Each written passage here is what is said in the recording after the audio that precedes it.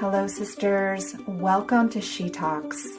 I'm Sara Avant Stover, a yoga and meditation teacher, best-selling author, and founder of The Way the Happy Woman. And I'm so happy to share that my brand new book, The Book of She, Your Heroine's Journey into the Heart of Feminine Power, is now available wherever books are sold and at thebookofshe.com. To celebrate her arrival throughout the months of October and November, I'll be featuring a special series called She Stories, where we hear the heroines' journeys of 14 inspiring female leaders.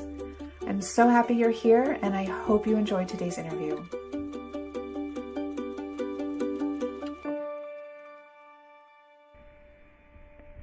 Hello, beautiful women. Welcome home. Welcome to She Talks. Today I am speaking with Jennifer Racioppi, and I met Jen a few years ago when I was doing a free online program called I Heart My Moon Cycle, and I learned that we have similar loves of helping women to live in harmony with our rhythms and with our cycles. And Jen is a women's health and success coach, and I really love how she combines science with spirituality in a way that empowers women to take full ownership of their lives. So, Jen, it's really wonderful to have you here. Oh, thank you so much. I am super honored to be here and to have had a chance to engage your work. This is really good stuff. And I know you just came back from a vacation in Italy. I was enjoying seeing some of your pictures on Instagram, so I hope you had a safe journey back. And we always start our gatherings here with a little personal check-in. So I'd love for you to let our listeners know where you're calling from today and how you're doing overall with your body, your mind, and your heart. Yeah. Well, deep breath. Thank you. And I am in Brooklyn, New York, and you're absolutely correct. I just came home from a very romantic getaway with my husband. We had a lovely time, and it was to Italy, which was really interesting to be there because I was both in a mecca of food that was amazing and incredible and not always what my body wanted. So I had a little bit of an interesting experience there with really figuring out where my body is right now in terms of what it really needs when it comes to gluten. And it was also really interesting because while I was there, I was, other than the few Instagram posts, pretty shut off and not working at all. And as these things happen, I still found myself looking at art and analyzing the feminine in art and analyzing astrology in the Renaissance period and how it was depicted in these beautiful paintings, and feeling also, quite honestly, a magnitude of shame when I stepped into the Vatican. And I was reading in some of the art history book I was reading about when women were no longer allowed to practice in the ways that they did with having divination with nature and using magic and alchemy as ways of being in the world because the church deemed it wrong or sinful. It was really interesting to be in that space and feel those feelings because I grew up in a very patriarchal household. I grew up Roman Catholic, all Italian family, the first girl, second child, so I had an older brother, and that the Italian patriarch definitely was a part of my upbringing and definitely a part of my story. So it was interesting to be back in Italy. I'd spent quite a bit of time there, and this time from a different perspective where I'm really at a much different place in my life and still feeling like the magnitude of the church and this history and this lineage bring me to an interesting place within. It does sound really interesting, and I think that will weave in really well to what we're talking about today. And Before we get there, though, I'd love for you to share, just in a nutshell, what is the work that you're offering to women, and what led you to that? Yeah. So I'm a women's health and success coach. I'm moving away from, well, I'm in transformation with it. I'm really interested in working with the cycles of nature and cycles of our bodies, and so I have a pretty solid practice with astrology and tracing the phases of the moon and the phases of the planet, and I intertwine it with women, particularly women in business, to help them work in a more embodied way, in tune with themselves and the natural cycles of time. And so I'm in the process of recreating what I do to really accurately reflect just how much I'm really using astrological cycles in my work. And I came to this through a pretty heavy crisis, and it was not something I ever sought out to do. It was part of my own heroine's journey and part of my hero's journey, as I defined it at that time. And to just cut to the chase, I had cancer at a really young age. At the age of 18, I had an ovarian tumor explode, and at the age of 19, I had a total hysterectomy due to a really aggressive endometrial cancer. And so before I turned 20, I had already gone through menopause, surgical menopause, which is like parachuting into one of the most extreme cliffs of a hormonal life in the course of the woman's journey. It was really, really, really intense. So by the time I turned 20, I had lost my capacity to reproduce. I had lost all my natural hormones. I had completely rejected every notion that there was a femininity. I had done the very masculine thing of leaving my home and going externally into the world, and I moved 3,000 miles away and recreated my life day by day, step by step. And one massive turning point in my healing journey occurred when I was initiated into understanding the cyclical nature of time as dictated by the lunar cycles and the moon. How were you initiated into that? Well, it was very informally. I met a woman in a bookstore in Tahoe, and I had a tarot card reading with her, and she was really sweet and amazing. And, she sat me down and she just said, hey, look, you're not doing well. You've been rejecting the feminine for a really long time. And I was 21. These words I heard but didn't really hear. And she said that what I'm missing is a connection to the feminine. And because I don't have a menstrual cycle, she prescribed me lunar cycles, and I really didn't know what she was saying or really what was happening.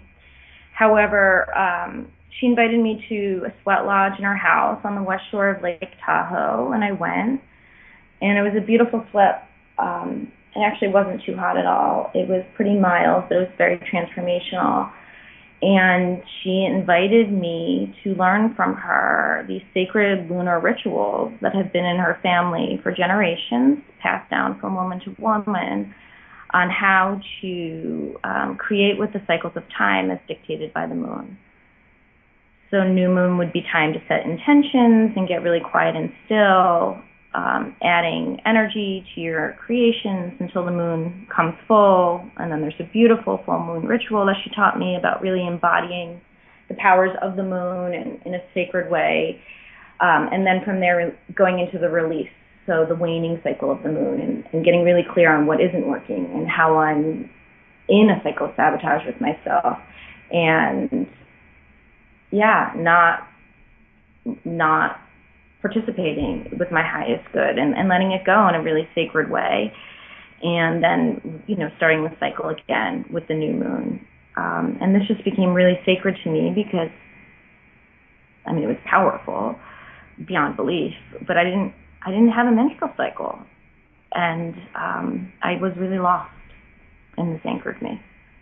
So for those women who are just coming here and hearing about the lunar cycles and our menstrual cycles, Why is this important? Yeah.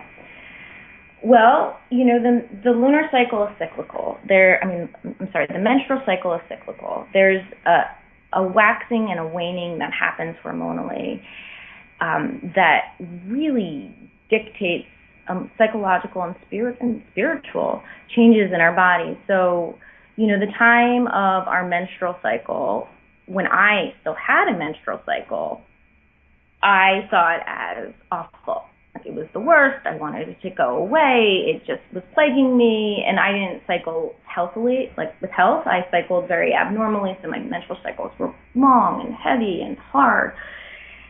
And the truth of the matter is that they're sacred.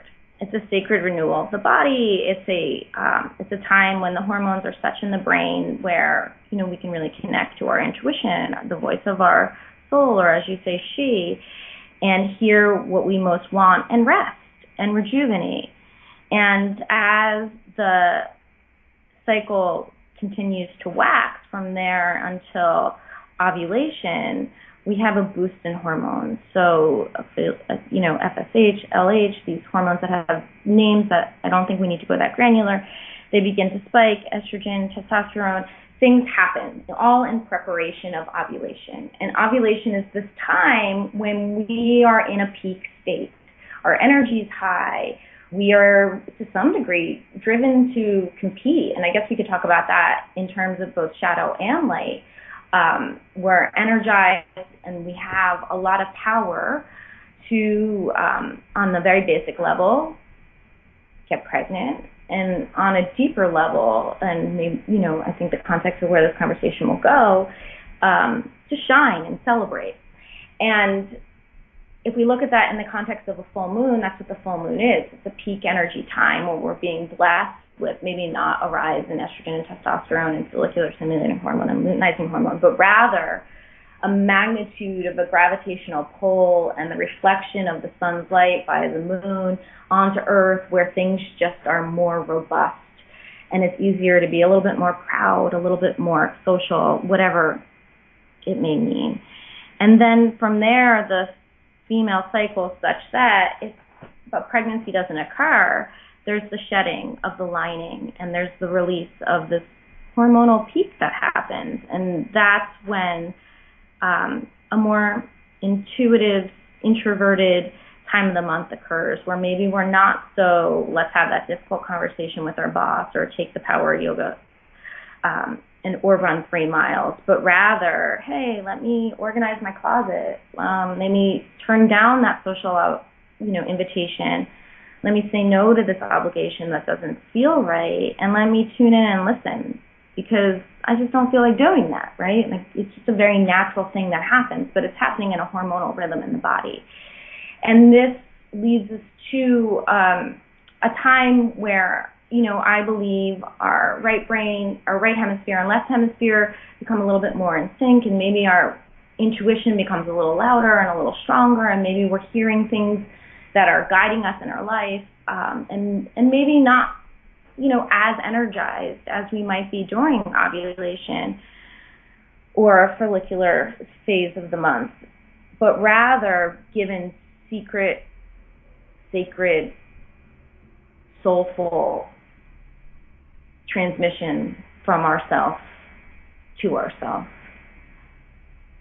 And from there we repeat a cycle. We have our bleed, we set a new intention, we become a new woman, we are reborn, and we ascend and rise again. Thank you, Jen. And in the book of She, I mapped this journey out that you just spoke of as a mini heroine's journey. And we'll talk about the heroine's journey in a moment, but first you said that when you were initiated into these lunar cycles, it was powerful. Yeah. What were some things that happened for you when you did this? Well, geez, it's such a juicy conversation. I was really blessed. My story was really hard, right? I had cancer. I had rejected my femininity. I grew up in a masculine family where I thought it was really evil and dirty to be a woman. From the earliest I can remember, I wanted to be a boy. I used to hold my stomach and pray that I wouldn't be able, that my situation would go away. And I really, really, really had a lot of self-hatred when it came to what it meant to be a woman. And in this particular instance, in this particular way, I was shown a way of being in the world where it was the most powerful thing in the world to be a woman. That it wasn't shameful and it wasn't painful, and my desires were real. And so this is where the big miracle happened. Debbie, the woman who mentored me, she basically, had one of those come to Mary moments and looked me in the eye and said, basically you've been denying what you want, your desire, for so long that you've gotten sick. And I was at this choice point in my life. I was either going to go back to the East Coast where I had originally started college and continue there, and I had applied to some other schools on the East Coast and gotten into and was considering coming back, or I was going to stay on the West Coast, but I didn't know where I was going to go to college. I had taken a leave of absence. And she just looked me in the eye and said, if you go back east, you're going to get sick again. And it was very clear. She was like, no ifs, ands, or buts about it. And at this point, there was only so much she knew about my story. And she really urged me to get really clear on what it was I wanted and to let my desire, keyword desire, guide me. And at the time, I didn't have financial support. My parents were not ever in a situation where they could pay for my college, really. And on top of it, I left. So I didn't have a ton of financial support. And so I was in this place where I felt really bound by what was financially available to me. And I didn't know that there were ways of creating that would support my desires.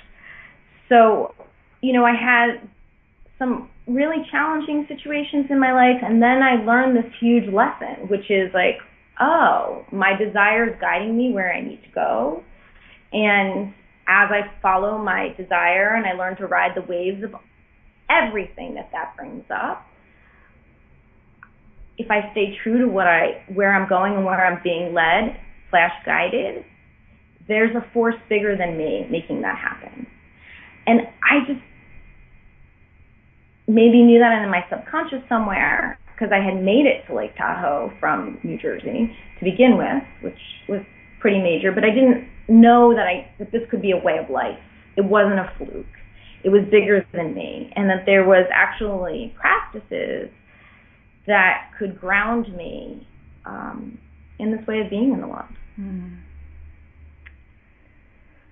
So you have definitely been on the heroine's journey. What does that phrase bring forth for you?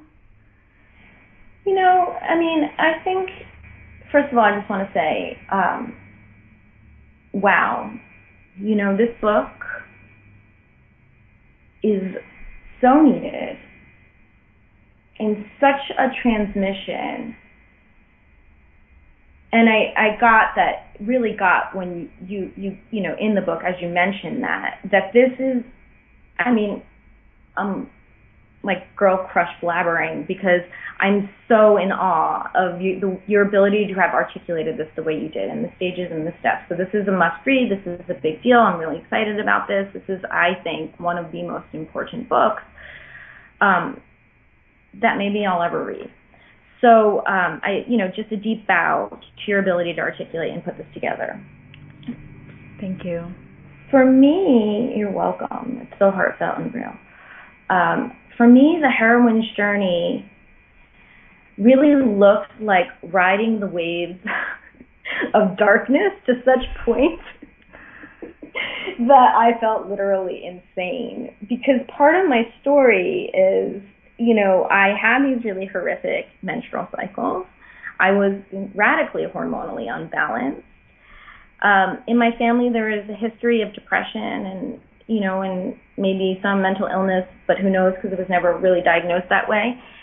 And I was highly intuitive and thought I was crazy.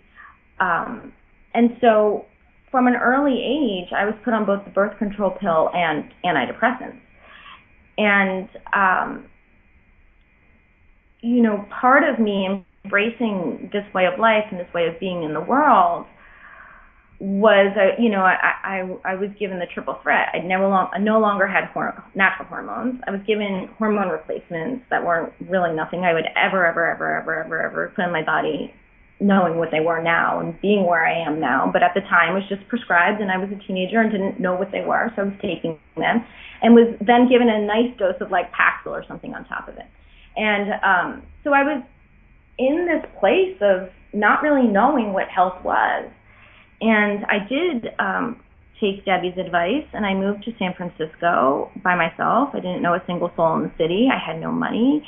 And I created from my desire and lived there for many years and met my then boyfriend, now husband, and graduated college and got myself completely healthy and from a mental standpoint, did a lot of therapy, got off of antidepressants and changed my hormones, did a lot of work around natural health and healing. But along the way, I had to face the shadow of thinking I was crazy, thinking that, I was manic, or I don't know, a lot of things. And in that, the work of Debbie Ford really changed my life. And her work around shadow and going into shadow and naming shadow and healing shadow and appreciating shadow and then ultimately loving shadow was a huge transformational piece for me. But really what it looked like for me was getting really comfortable with feeling really uncomfortable. I love that. That's one of the core values here at The Way of the Happy Woman. Yeah, like getting so comfortable with feeling uncomfortable, enough where I could settle into it and let it move itself through my body. Because it goes away. It turns into something else. Yeah, there's like alchemy that happens. And there was a lot of that. Because I was really uncomfortable for a long time. And are you still following this motto that my desire is guiding me to where I need to go? It's so embedded in who I am now that it's not, to answer your question, yes. And, I'm so mental and so, what's the word? Plagued with responsibility and other, I still have an ego. I still have metrics I measure myself up against. I still have a shadow. I'm not, I wish, I'm working on enlightenment, maybe soon enough, who knows. But no, not as much as I could be all the time. And yes, so profoundly, it's like every aspect of my life. Does that make sense? It does, and I think that, I know for me, and I think for every woman, one of the hardest things for us to do is actually, one, get in touch with our desire, and then two, to actually follow it. So what are some simple ways that, when you were initially embracing this, and maybe even still now, that you listened to your desire and then took the steps to prioritize it? Yes, I'm very psychosomatic. My body is basically, I have come to, because I really, had to embrace my menopause transition with such extreme fervor, really, that, my body tells me what it needs to do. So it tells me when I need to sleep. It tells me when I need to wake. It tells me when I need to eat. It's really loud about when I need to eat. So my practice is really to follow my body's rhythm and to have set practices in my life and set, I practice yoga. I have regular rituals in my life that ground me and center me so that I am in tune with it. But I guess what I'm trying to say is my body's my instrument, and my body guides me, and I am pretty awesome at listening to it for the most part. Was it always that way for you? I mean, obviously not. No. God, no. No. So what were some of the initial steps that helped you to bridge that gap between body and mind? Yoga. I did a lot of yoga. Really, I swear by yoga on a personal level because there's a transformational process through the asana, whether you're doing yin or ashtanga or flow. I think that all yoga is a beautiful way for women to get familiar with their body as long as they're practicing it in a way that really honors themselves and not, being too strict. So yoga is a big piece. I've had to learn how to sit with my discomfort to such an extreme where I can isolate it in my body and figure out, okay, like part of my healing, I did a lot of psychosomatic work. Peter Levine, I think he lives in Boulder. I'm forgetting his book, but it's somatic experiencing, where you learn to sit with the sensations in your body and be with them in a way where they open up. So somatic experiencing, I think, is a beautiful, beautiful, beautiful tool.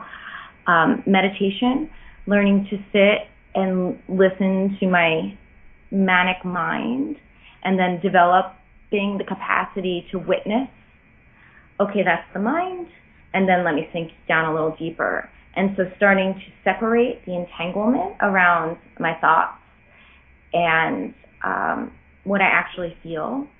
And that really just takes time and patience. Honoring the phases of the moon is a non-negotiable. So, allowing myself to have more robust activity at the time of the full moon and more slow internal activity at the time of the new moon, assuming my schedule allows it right now. I'm ramping up for soul camp, and I just came back from vacation, and we're, heading into the new moon, so it's a very yang time. So, but at least acknowledging that it's yang when I feel yin, for me, creates some sort of cohesion. Here's the big thing. Allowing myself to be congruent even when I'm incongruent, and acknowledging that and taking a deep breath and letting it be centers me and grounds me and helps me really just mindfully understand where I'm at. Am I answering your question, or are you looking for like a step 1, step 2, step 3? No, you definitely are. And given your studies, there's a car alarm going off outside. Given your studies with the moon, I'm curious. Women often ask me what is a ritual I can do on the new moon, on the full moon. What would you say to that? Yeah. Oh, there's so many beautiful rituals. My training is such that, and I don't even say training. It's just my practice. It's such that new moons are a time to really set intentions on what it is you want, and full moons are times of celebration. So the most basic way to do this is on the new moon, spend time getting quiet and really listening to what it is you're feeling. Journaling is great.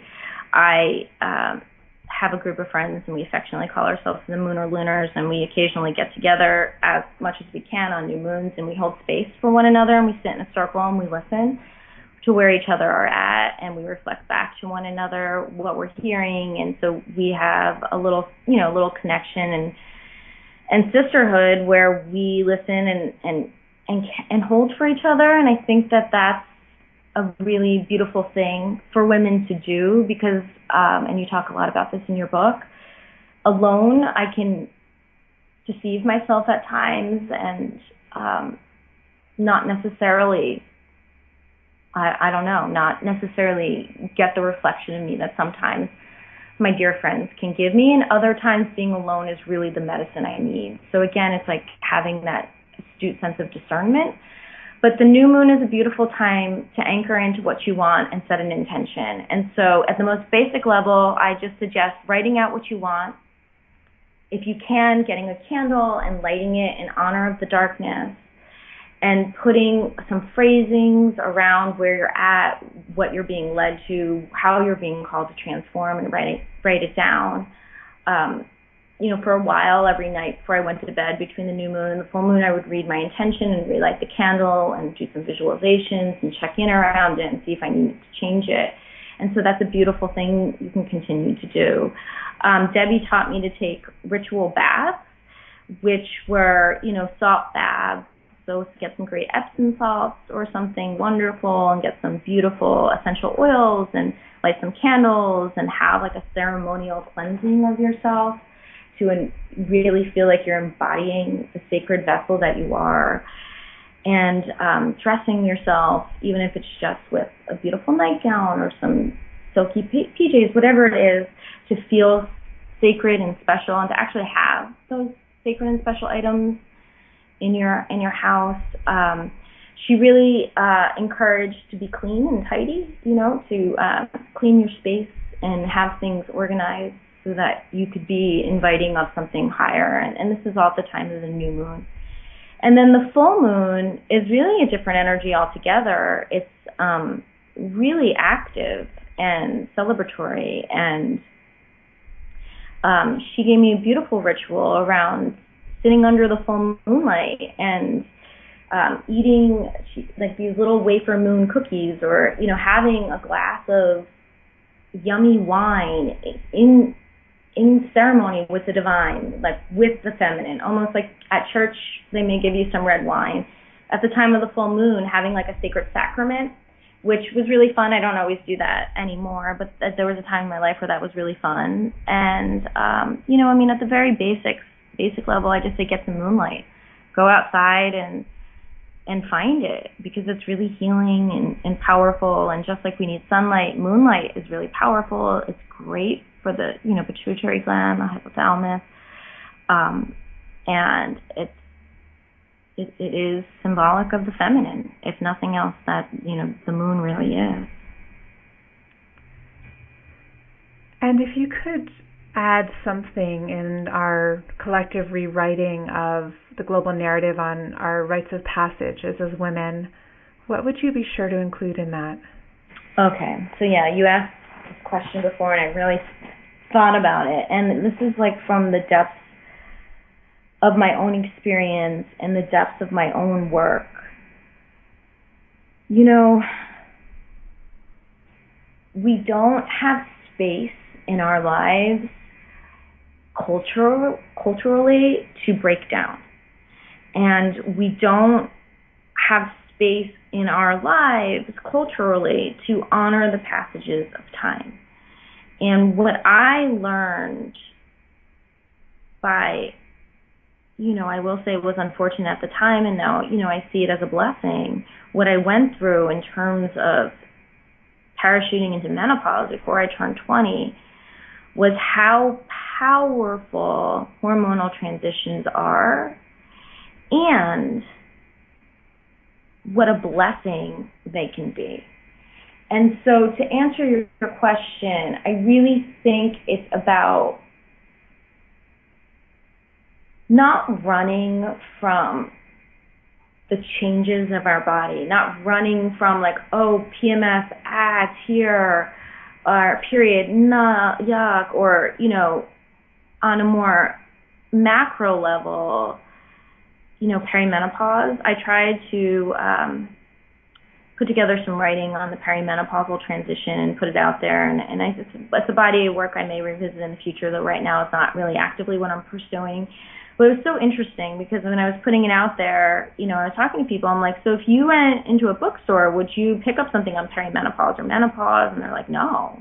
They're like, that's what my mom went through. That's what my grandmother went through. And even though these were women in that age group, there was this complete and total reluctance to identify with that category. So I don't know if we just need to create different names, or if it's like an internal embracing of the terms perimenopause and menopause.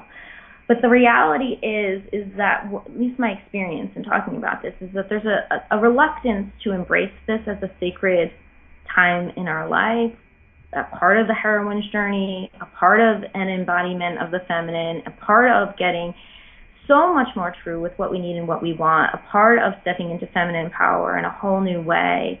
And, you know, I just think it would be beautiful. The world I imagine is where that's not pushed away or medicated or overridden or feared or, you know, still in the phrase hysteria or, you know, these words that come out around women going through changes that are hormonally influenced, but rather embraced. And it sounds like a very masculine word, so forgive me, but leveraged.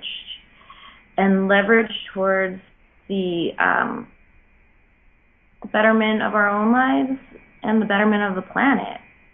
Because it is those whispers of the divine that come through that crisis or that comes through that change that are, you know, soul-driven instructions on how we need to be as a society and what we need on this planet. And,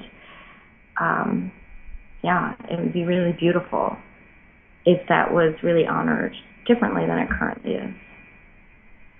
Thank you. Well said. Thank you for being one of the crusaders for that vision. And in closing, what is your current growing edge? Where are you in your heroine's journey now? Yeah, well, it's so interesting. You know, as a woman who is incapable of having a family and being 36 this year and in a really beautiful, healthy, sacred marriage with a man I adore more than anything. In such a balanced way, we worked really hard on our relationship, and I have to say it's one of the things I'm most proud of in my life is just the sacred container he and I share. You know, the reality that we can't have a family of our own, which is always something we've intellectually have known, but I know I recently came into a level of grief around this that I didn't know existed within me, or I had thought I worked through, or didn't realize. I just was unaware.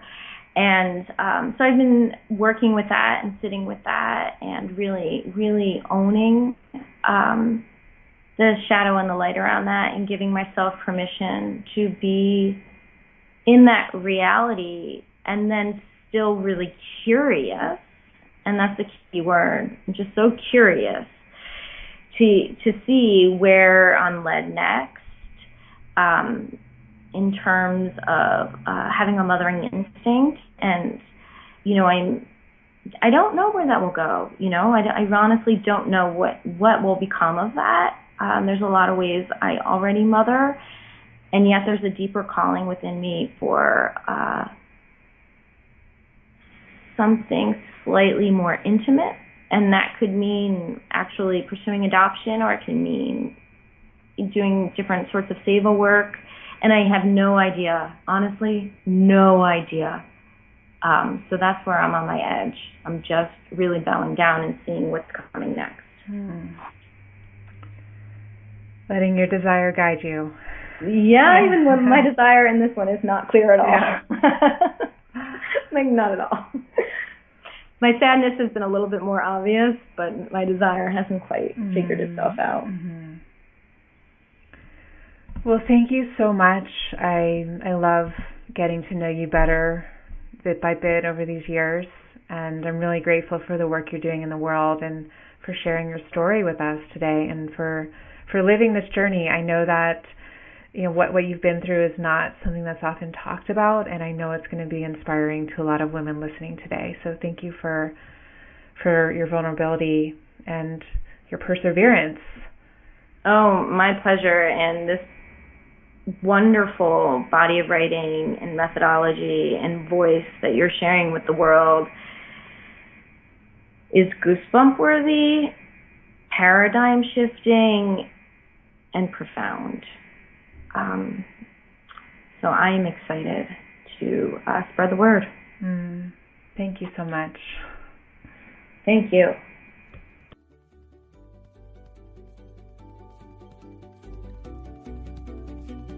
you're ready to go deeper into your heroine's journey, I invite you to explore my new book, The Book of She. You can visit thebookofshe.com to register your receipt for this order before October 30th. And when you do, you'll receive an invitation to join me and our community in a free online women's yoga and meditation class, as well as a live Q&A. Until next time, I'm sending you my heartfelt support. Thank you so much for being part of our sisterhood.